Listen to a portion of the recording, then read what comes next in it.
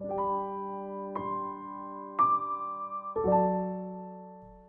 11일) 맥체인 성경 읽기. 민수기 20장.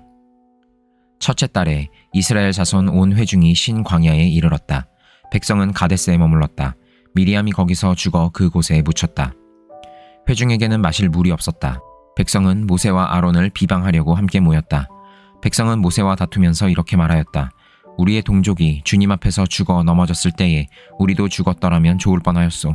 어쩌자고 당신들은 주님의 총회를 이 광야로 끌고 와서 우리와 우리의 가축을 여기에서 죽게 하는 거요. 어찌하여 당신들은 우리를 이집트에서 끌어내어 이 고약한 곳으로 데리고 왔소.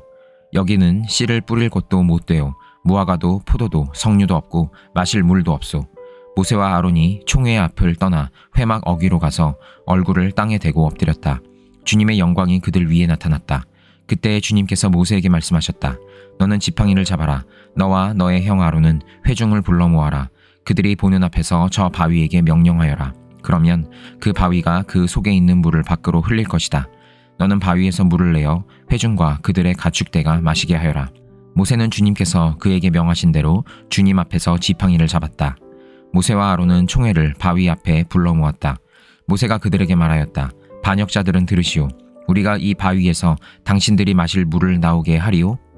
모세는 팔을 높이 들고 그의 지팡이로 바위를 2번 쳤다. 그랬더니 많은 물이 솟아나왔고 회중과 그들의 가축대가 마셨다. 주님께서 모세와 아론에게 말씀하셨다. 너희는 이스라엘 자손이 보는 앞에서 나의 거룩함을 나타낼 만큼 나를 신뢰하지 않았다. 그러므로 너희는 내가 이 총회에게 주기로 한 그 땅으로 그들을 데리고 가지 못할 것이다. 여기에서 이스라엘 자손이 주님과 다투었으므로 이것이 바로 느리바 셈이다. 주님께서 그들 가운데서 거룩함을 나타내 보이셨다. 모세는 가데스에서 에돔 왕에게 사신들을 보냈다.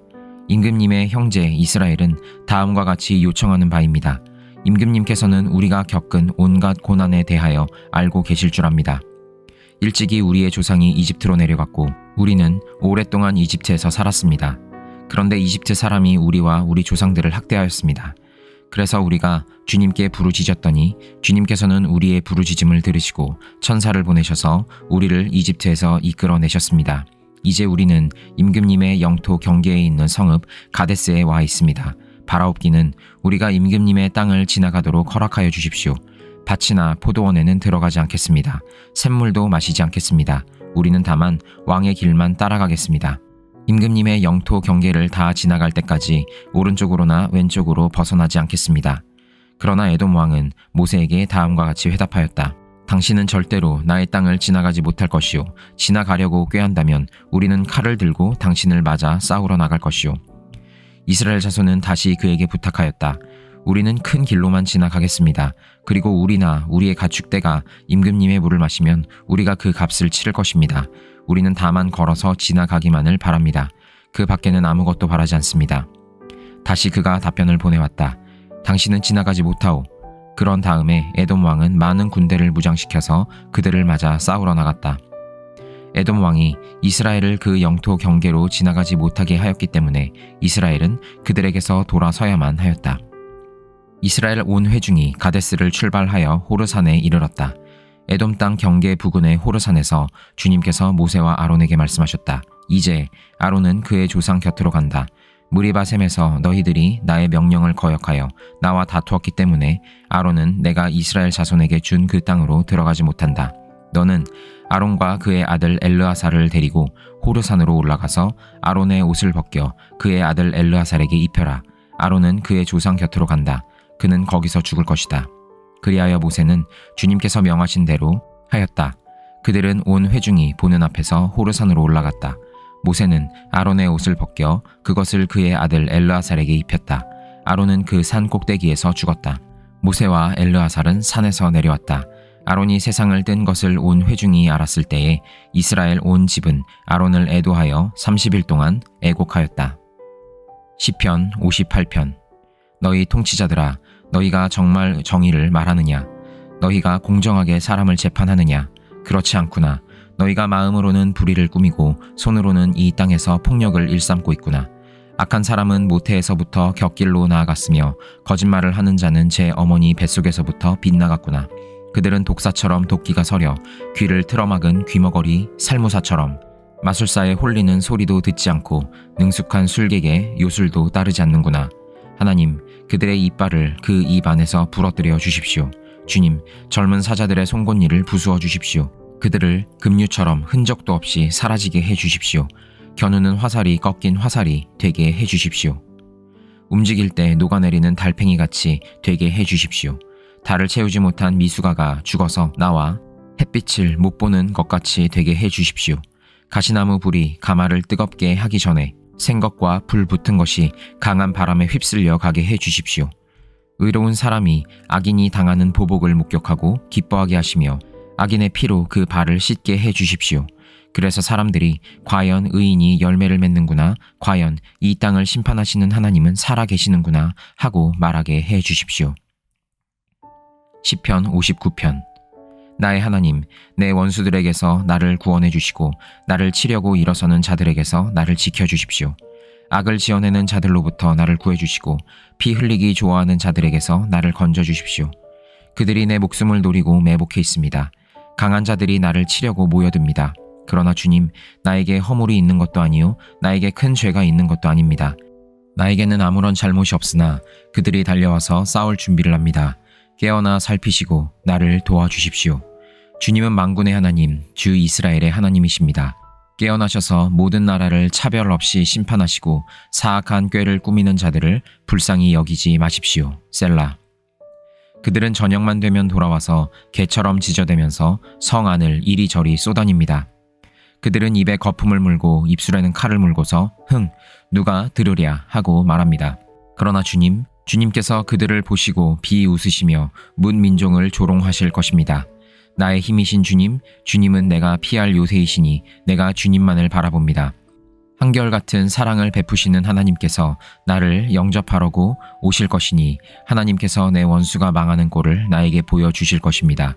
내 백성이 그들을 잊을까 두려우니 그들을 아주 말살하지는 말아 주십시오. 우리의 방패이신 주님의 능력으로 그들을 흔드시고 그들을 낮추어 주십시오. 죄가 그들의 입에 있고 그들의 입술에서 나오는 말은 모두 죄로 가득 찼습니다. 그들의 오만이 그들을 사로잡는 덫이 되게 해 주십시오. 그들이 저주와 거짓말만 늘어놓고 있으니 주님의 진노로 그들을 멸하여 주십시오. 하나도 남김없이 멸하여 주십시오. 하나님께서 야곱을 다스리고 계심을 땅 끝까지 알려주십시오. 셀라. 그들은 저녁만 되면 돌아와서 개처럼 지저대면서 성 안을 이리저리 쏘다닙니다. 그들은 먹을 것을 찾아서 돌아다니다가 배를 채우지 못하면 밤새도록 으르렁거립니다. 그러나 나는 나의 힘 되신 주님을 찬양하렵니다. 내가 재난을 당할 때에 주님은 나의 요새, 나의 피난처가 되어 주시기에 아침마다 주님의 한결같은 사랑을 노래하렵니다. 나의 힘이신 주님, 내가 주님을 찬양하렵니다. 하나님은 나의 피할 요새, 나를 한결같이 사랑하시는 분. 이사야 9장 8절에서 10장 4절까지. 이사야 9장 8절. 주님께서 야곱에게 심판을 선언하셨다. 그것이 이스라엘 백성에게 이를 것이다. 모든 백성 곧 에브라임과 사마리아 주민은 하나님께서 그들을 심판하신 것을 마침내는 알게 될 터인데도 교만하고 오만한 마음으로 서슴지 않고 말하기를 벽돌집이 무너지면 다듬은 돌로 다시 쌓고 복나무가 찍히면 백향목을 대신 심겠다 한다. 이 때문에 주님께서 그들을 치시려고 르신의 적을 일으키셨고 그들의 원수를 부추기셨다. 동쪽에서는 시리아 사람들이, 서쪽에서는 블레셋 사람들이 그 입을 크게 벌려서 이스라엘을 삼켰다. 그래도 주님께서는 진노를 풀지 않으시고 심판을 계속하시려고 여전히 손을 들고 계신다. 그런데도 이 백성은 그들을 치신 분에게로 돌아오지 않았고 만군의 주님을 찾지도 않았다. 그러므로 주님께서 이스라엘의 머리와 꼬리, 종려가지와 갈대를 하루에 자르실 것이다. 머리는 곧 장로와 고관들이고 꼬리는 곧 거짓을 가르치는 예언자들이다. 이 백성을 인도하는 지도자들이 잘못 인도하니 인도를 받는 백성이 멸망할 수밖에 없다. 그러므로 주님께서 그들의 젊은이들에게 자비를 베풀지 않으실 것이며 그들의 고아와 과부를 불쌍히 여기지 않으실 것이다. 그들은 모두가 불경건하여 악한 일을 하고 입으로는 어리석은 말만 한다. 그래서 주님께서는 진노를 풀지 않으시고 심판을 계속하시려고 여전히 손을 들고 계신다. 참으로 악이 불처럼 타올라서 찔레나무와 가시나무를 삼켜버리고 우거진 숲을 사르니 이것이 연기 기둥이 되어 휘 돌며 올라간다. 만군의 주님의 진노로 땅이 바싹 타버리니 그 백성이 마치 불을 떼는 땔감같이 되며 아무도 서로를 아끼지 않을 것이다. 오른쪽에서 뜯어먹어도 배가 고프고 왼쪽에서 삼켜도 배부르지 않아 각각 제 팔뚝의 살점을 뜯어먹을 것이다. 므낫세는 에브라임을 먹고 에브라임은 므낫세를 먹고 그들이 다 함께 유다에 대항할 것이다. 그래서 주님께서는 진노를 풀지 않으시고 심판을 계속하시려고 여전히 손을 들고 계신다.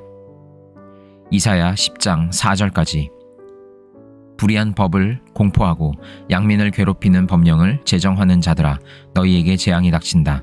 가난한 자들의 소송을 외면하고 불쌍한 나의 백성에게서 권리를 박탈하며 과부들을 노력하고 고아들을 약탈하였다. 주님께서 징벌하시는 날에, 먼 곳으로부터 재앙을 끌어들이시는 날에 너희는 어찌하려느냐? 누구에게로 도망하여 도움을 청할 것이며 너희의 재산을 어디에 감추어 두려느냐? 너희는 포로들 밑에 깔려 밟혀 죽거나 시체 더미 밑에 깔려 질식할 것이다. 그래도 주님께서는 진노를 풀지 않으시고 심판을 계속하시려고 여전히 손을 들고 계신다. 야고보서 3장. 나의 형제 자매 여러분, 여러분은 선생이 되려고 하는 사람이 많아서는 안 됩니다. 여러분이 아는 대로 가르치는 사람인 우리가 더 큰 심판을 받을 것입니다. 우리는 다 실수를 많이 저지릅니다. 누구든지 말에 실수가 없는 사람은 온몸을 다스릴 수 있는 온전한 사람입니다. 말을 부리려면 그 입에 재갈을 물립니다. 그리하여 우리는 말에 온 몸을 끌고 다닙니다. 보십시오. 배도 그렇습니다. 배가 아무리 커도 또 거센 바람에 밀려도 매우 작은 키로 조종하여 사공이 가고자 하는 곳으로 끌고 갑니다. 이와 같이 혀도 몸의 작은 지체이지만 엄청난 일을 할 수 있다고 자랑을 합니다. 보십시오. 아주 작은 불이 굉장히 큰 숲을 태웁니다. 그런데 혀는 불이요, 혀는 불의의 세계입니다. 혀는 우리 몸의 한 지체이지만 온몸을 더럽히며 인생의 수레바퀴에 불을 지르고 결국에는 혀도 게헨나의 불에 타버립니다.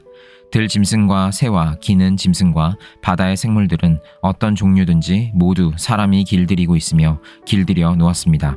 그러나 사람의 혀를 길들일 수 있는 사람은 아무도 없습니다. 혀는 걷잡을 수 없는 악이며 죽음에 이르게 하는 도구로 가득 차 있습니다. 우리는 이 혀로 주님이신 아버지를 찬양하기도 하고 또 이 혀로 하나님의 형상대로 지음을 받은 사람들을 저주하기도 합니다. 또 같은 입에서 찬양도 나오고 저주도 나옵니다. 나의 형제 자매 여러분, 이렇게 해서는 안 됩니다. 샘이 한 구멍에서 단물과 쓴물을 낼 수 있겠습니까? 나의 형제 자매 여러분, 무화과 나무가 올리브 열매를 맺거나 포도나무가 무화과 열매를 맺을 수 있겠습니까? 마찬가지로 짠 샘은 단물을 낼 수 없습니다. 여러분 가운데서 지혜 있고 이해력이 있는 사람이 누구입니까? 그러한 사람은 착한 행동을 하여 그의 행실을 나타내 보이십시오. 그 일은 지혜에서 오는 온유함으로 행하는 것이어야 할 것입니다. 여러분의 마음속에 지독한 시기심과 경쟁심이 있으면 자랑하지 말고 진리를 거슬러 속이지 마십시오. 이러한 지혜는 위에서 내려온 것이 아니라 땅에 속한 것이고 육신에 속한 것이고 악마에게 속한 것입니다. 시기심과 경쟁심이 있는 곳에는 혼란과 온갖 악한 행위가 있습니다. 그러나 위에서 오는 지혜는 우선 순결하고 다음으로 평화스럽고 친절하고 온유하고 자비와 선한 열매가 풍성하고 편견과 위선이 없습니다. 정의의 열매는 평화를 이루는 사람들이 평화를 위하여 그 씨를 뿌려서 거두어 들이는 열매입니다.